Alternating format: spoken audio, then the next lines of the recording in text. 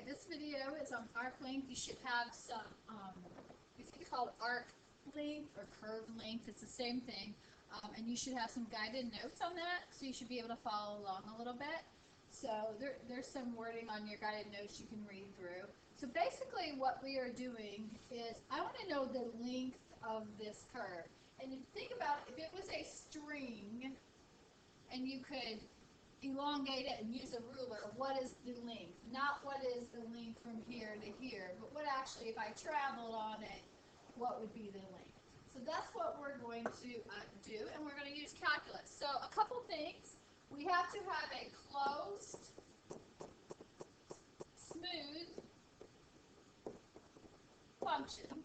So again, we have to have a start and a stop, and we have to have a smooth function, which means it has to be differentiable everywhere between A and B. Okay? And this sounds like a theorem, and we're going to use some theorems to derive. So again, we have a function, it's closed, and it's smooth, which means it's differentiable. All right. So what we're going to do this is basically we're going to use that when a function is differentiable, it has local linearity again. And so what we're going to do is we are going to make these little lines, as many as we can, because we can find the distances of little lines, right? Because we can have all these many distances. So I have D1 and D2 and D3. And if I make them small enough where they take on, right, this line very closely, we can get a very accurate curve length. Okay, so that's what we're going to use. We're going to use that differentiable local linearity property. So right now I'm just going to take the distance of one segment. So hopefully we all realize that I'm going to use the distance formula. Okay, and the distance formula is the change in x squared, right? So if I have right here, so the change in x squared plus the change in y squared. Okay? Everybody agree with that? That's what it is. Square root of the difference between 2 x points and y points and square. Okay? So that's what we're going to do. I want to integrate this eventually, so I want everything in terms of one variable. We're going to use x. And so I need to get rid of this dy right here. So I am going to take into account that the mean value theorem says in a continuous closed interval, the derivative, which is IROC, if you will, right, there is a point that is equal to the average slope, which is AROC. So the instantaneous rate of change equals the average rate of change. So with that said, I can say f of x equals, f prime equals change in x, change in y over change in x. So I'm going to use this fact to rewrite this. Okay, so I have dx squared here, and I'm going to solve for dy, so I'm going to have dy equals f prime dx. All I did was just solve for dy here, and I'm going to put f prime of x d of x right here and square that. Now we both have a dx squared term, so I'm going to use that to factor out. So I have a dx squared, and I'm going to take out that, and I have a 1 left, and I have an f prime x squared. Okay? Now, look at this. Square root, let's take the square root of dx squared is really just dx, right? So now I have 1 f prime of x squared dx.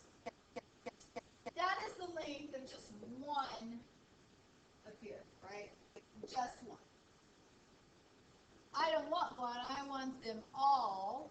So that sounds like calculus, that sounds like integrating, right? So what I'm going to do to get the arc length, right, is integrate that from some a to b. And if I'm using x's, it's x's. If I'm using y's, it's y's. Okay? So basically it's saying take the function, take the derivative of it, square it, add 1, take the square root, and then integrate. We're going to do a lot by calculator and a lot by hand, but that is a formula. So in the long story short, you need to memorize this. Okay? So just a couple of things. So again, on your notes, the arc length between A and B, if it's f of x, so again, that is if y equals f of x. You would go from A to B with A and B being x's. And then again, you would have f prime of x, and x squared plus 2x plus 1. You take the derivative of that or whatever, get 2x plus 2, place that in there and square it. Or you could have x equals, the arctan of y, and take the derivative of that and plug it in here as well and have things in terms of y. So you can do it, again, in terms of x or terms of y. We'll practice both. So by hand, you will usually have to take the derivative. And again, so if this is a function, you take the derivative, right? 6x. Take the derivative in terms of y. It'd be 8y cubed plus 3. And take it in terms of t, maybe. It's cosine t. So you always have to take the derivative of the function. That is the number one thing you guys forget to do before you put it in the formula. So take the derivative. Okay. I'm just going to do some examples. These shouldn't take long. I'm going to primarily use calculator. Then I'll do one at the end that's not a calculator. So find the length of the curve. Y equals x cubed over 6 plus 1 over 2x over the interval 1/2 to 1. That's x values, right? So first thing I'm going to do is take the derivative. So I have x squared over 2. And be careful here, that's 1/2 x to the negative 1. So you're going to have minus 1/2 x squared. Don't integrate, take the derivative, okay? So that's y prime. So I'm going to have from 1/2 to 2, 1 plus x squared over 2 minus 1/2 x squared. This is a mess, so this is calculator. And I would just put it in the calculator like that and square that. I wouldn't try to square that out by yourself or whatever. And when you do that, you should get 2.063. Okay? And you can put, like what I do a lot of times is put that in as y1 and then do vars, y vars, so you're not putting that awful mess in there. So that way you don't have to worry about order of operations. Okay. Example 2. Find the length of this curve of the interval. Again, it's going to be take the derivative. So we have 3/2 times 2/3 is 1. X subtract 1. Derivative of 1 is 0. So this is our integral skills. So arc length, again we use now, is 0 to 1. And it's 1 plus x to the 1/2 squared, which, yes, is, if you wanted to put in your calculator, you could just do 1 plus x, right? Okay, dx. It'd be easier to put in your calculator, okay? Right, so do not forget to take the derivative and do not forget to square it, okay? Now we're going to look at doing it in terms of y, and really it's not any different. This is x equals y, so I'm going to take the derivative of this. So dx dy is just e to the negative y times negative 1, right? Okay, and so then I'm just going to go from 0 to 2, because those are y values, and 1 plus negative e to the negative y squared. Okay, which if you want to simplify that, let's review that. So you would square the negative, so that would be e, and then you would multiply that in, so you'd have negative 2y dy. Put that in your calculator. And right now I'm just putting them in the calculator. One more, find the length of the curve. 36 minus y, that looks like a circle, right? Half a semicircle. So we'll take the derivative of that. So dx dy, so 1/2, leave the inside alone. To the negative 1/2, take the derivative of the inside. You could clean it up a little bit before you put it in the formula. So you'd have negative y, 36 minus y squared to the negative 1/2. So with the arc length, you would have L from 0 to 3. 1 plus negative y, 36 minus y. Again, I would put some of this in, I put this right here is y1, and then square it in your Math 9 formula. It'd be a lot easier, okay? In my opinion, it would be a lot easier if you did that. And we get an answer like 3.142, which is very similar to pi.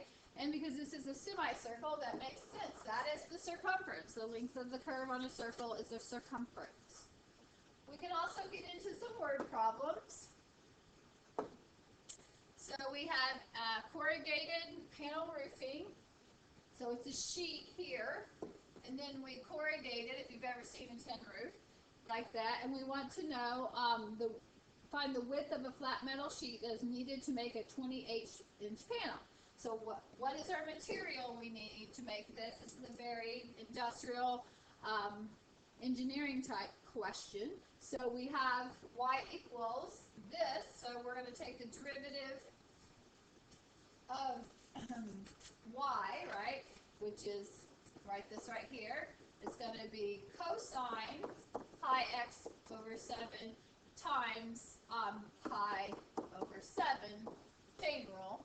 So the width, which is the arc length from 0 to 28, 1 plus, again, we're going to put that in there. Again, I would put this in your y1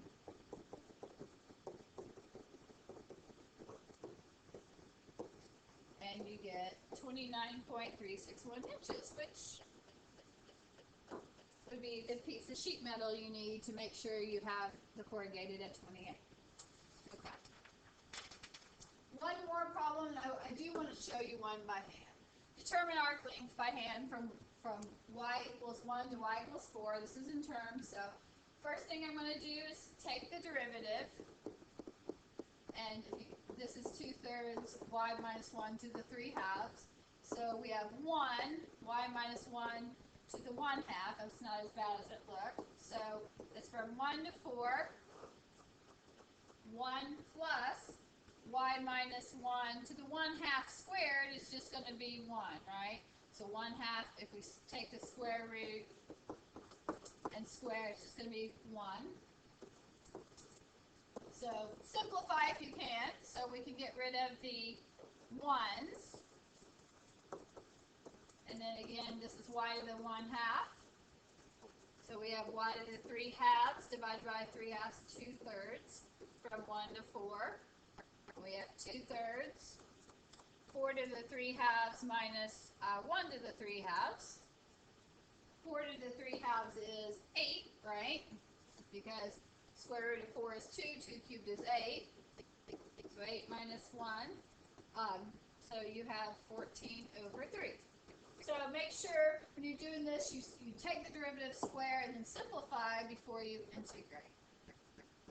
So bring in the notes tomorrow and also do this quick concept check on arc length in class for your homework grade. And I will see you tomorrow and we will practice doing arc length the next couple of days. Thank you.